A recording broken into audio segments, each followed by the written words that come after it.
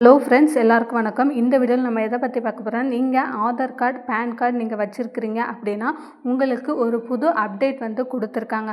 அது என்ன அப்டேட் அப்படின்றத பற்றி இந்த வீடியோவில் பார்க்க போகிறோம். நம்மளுடைய சேனலை நீங்கள் ஃபர்ஸ்ட் டைம் பார்க்குறீங்க அப்படின்னா கண்டிப்பாக வந்து சேனலை சப்ஸ்கிரைப் பண்ணிட்டு பாருங்கள். கண்டிப்பாக பக்கத்தில் இருக்க பெல் பட்டனையும் கிளிக் பண்ணுங்கள். அப்போ தான் உடனுக்குடன் உங்களுக்கு நம்ம சேனலில் போகிற எல்லா வீடியோஸும் வரும்.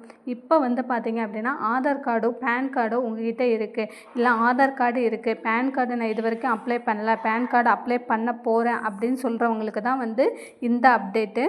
இதில் வந்து பார்த்தீங்க, நீங்கள் பேன் கார்டு அப்ளை பண்ண போகிறீங்க அப்படின்னா அதற்கு உங்களோட ஆதார் நம்பர் வந்து ரொம்ப ரொம்ப முக்கியம். உங்களோட ஆதார் நம்பர், உங்களோட ஓட்டர் ஐடி, அதாவது அட்ரஸ் ப்ரூஃபு, ரேஷன் கார்டு, நீங்கள் உங்களோட பிறப்புச் சான்றிதழ், அப்புறம் உங்கள் பேங்க் அக்கௌண்ட் நம்பர், இது எல்லாமே இருந்தால் தான் இனிமேல் வந்து புதுசாக பேன் கார்டு அப்ளை பண்ணுறவங்களுக்கு பண்ண முடியும். ஏன்னு வந்து பார்த்திங்கன்னா கவர்மெண்ட் வந்து ஸ்ட்ரிக்டாக வந்து ஃபாலோ பண்ணுறாங்க. உங்களோட ஆதார் நம்பரை நீங்கள் அப்டேட் பண்ணியிருக்கணும். அதாவது 2024 வந்து இந்த அனௌன்ஸ்மெண்ட் வந்து கொடுத்துறாங்க.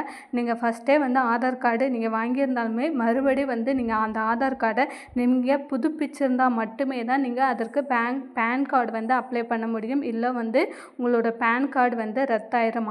நீங்கள் பேன் கார்டு அப்ளை பண்ண போகிறீங்க அப்படின்னா ஆதார் கார்டு ரொம்ப ரொம்ப முக்கியம். அதோட நம்பர் ரொம்ப முக்கியம்.